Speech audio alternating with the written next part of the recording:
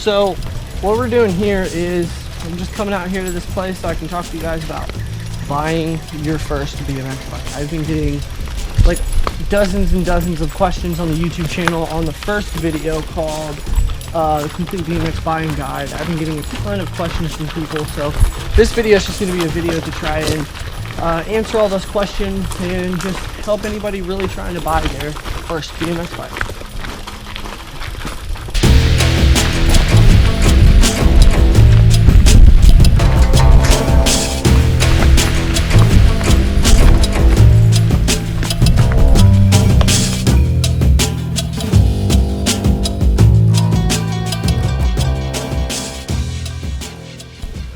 What is up, everyone? Welcome to the BNC, for the BMX News Channel. In the last video, the BMX Complete Bicycle Buying Guide, I've been getting a ton of comments on this video.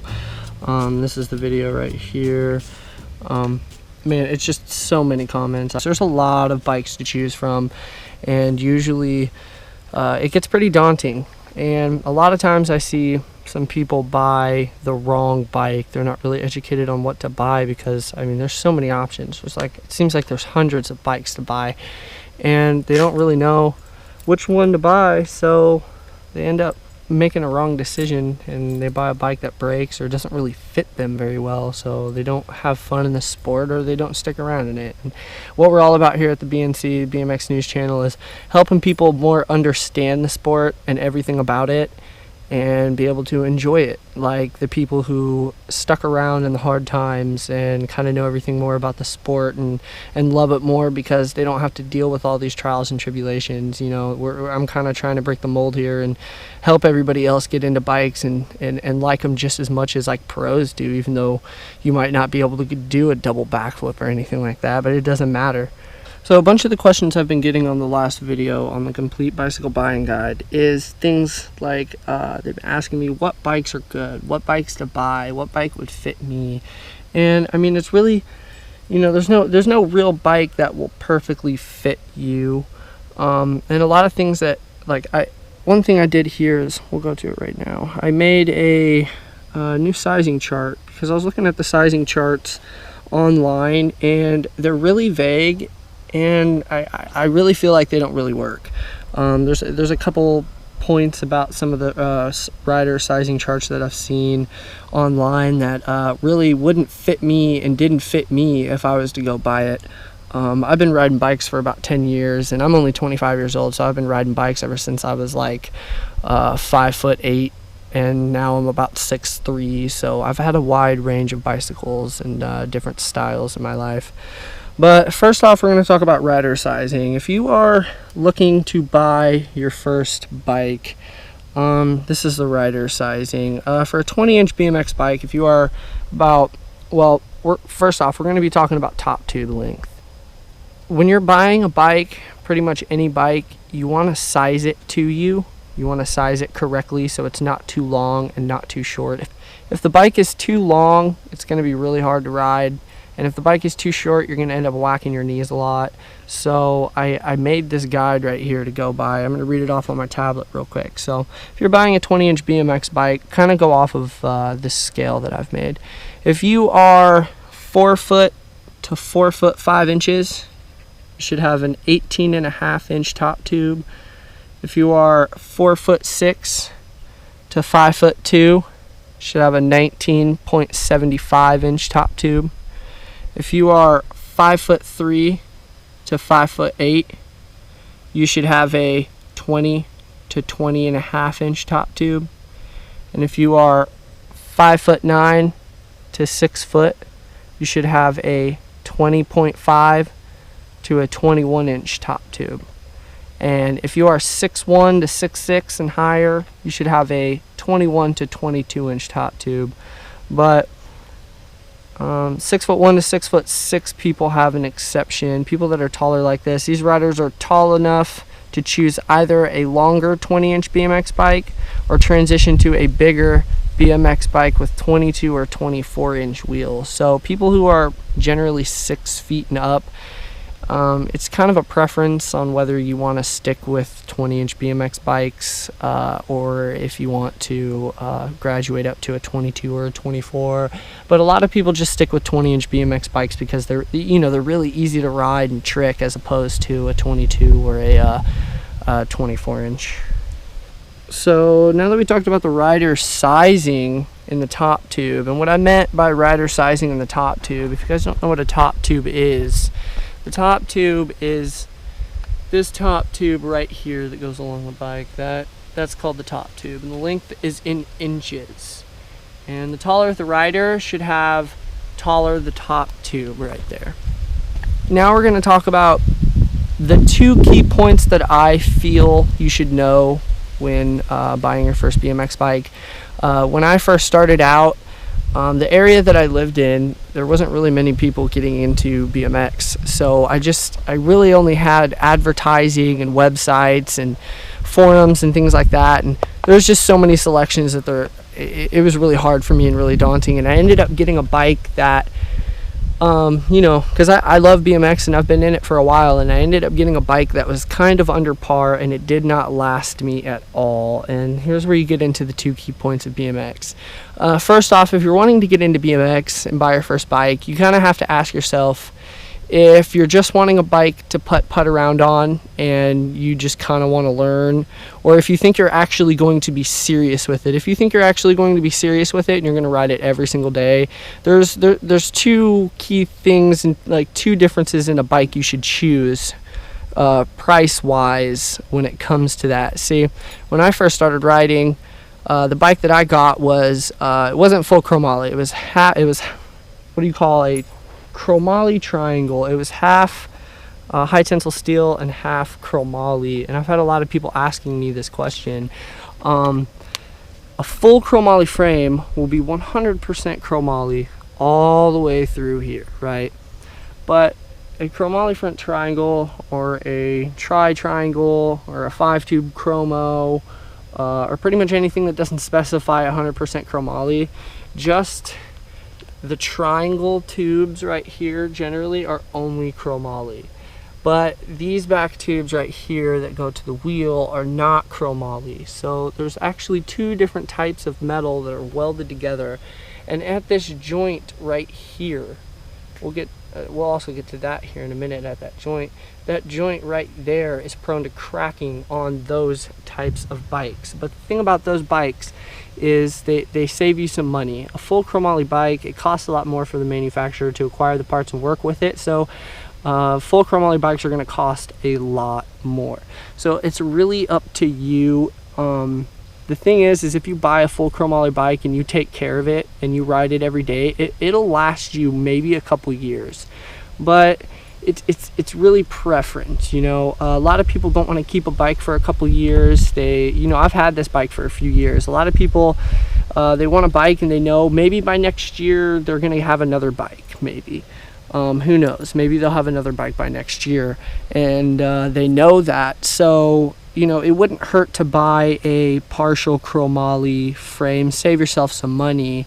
But the thing about it is those types of bikes that don't have full chromoly, they do not last. If you guys watch the chromoly versus high tensile steel video, one of the really interesting things was the forks that I showed you guys between the high tensile steel and the chromoly forks. And the big thing is if you have a full chromoly fork, it has a 1-piece steer tube, which means that it is either it is welded together, but you have the forks and the tube that goes through is all 1 piece, making it tremendously stronger than a regular 2-piece. If you see something that says a chromoly steer tube, if it just says chromoly steer tube, then that means it has a tube going through this front headset and it is pressed into the forks, and that is prone to breaking. If you've ever been on YouTube and you've seen videos of the forks and handlebars breaking off of a bike, it's because of buying things like that and overusing them and overworking them.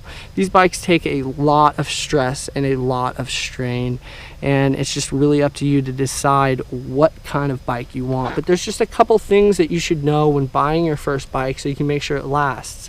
If you are getting a bike that is not full chromoly and you're saving yourself some money, It's not a bad thing. There's just a couple things that you should know about. If you do buy one of those bikes, you should buy, I'm gonna pick this bike up real quick. You should get a bike that has butting. This right here, this plate that is welded on to the frame, that is called frame butting. They butt it up to another joint, and it creates the joint to be more rigid right here. See, I have upper and lower butting right here. Now there's internal gussets and things like that, but you really don't, you know, unless you're getting into a really expensive bike, you know, you don't really have to take too much account of that. But if you're buying that non-full chromoly bike, you also want to get a bike that has, I don't know if you can see this, let me get in the light. I'm in a very horrible light spot right here. If you can see the overlapping in that joint right there, you can see how the tube coming from the tire overlaps right there. That is a really good design. There's some bikes that do not have that design right there, where the tube doesn't overlap and weld. Those are very prone to cracking, and they don't last. I would say they wouldn't last more than 6 or 8 months grinding a lot, because if you grind a lot on your rear peg back here, these tubes see a lot of torsional force. And I've seen a lot of non-full chromoly frames bend and crack back here a lot. So just got to kind of choose. See if that'll stand up. So yeah, I mean, there's a lot of parts on a BMX bike. There's so many parts that can come into it. But if you're buying your first bike, just look at the description. And if you didn't watch our first video, go back and watch our other video called the Complete BMX Bicycle Buying Guide. That guide right there kind of goes through the 3 levels of a bike that kind of pertain to the strength and price of a bike. See, like the more strength, like generally when a bike is made out of full chromoly, it's going to cost more.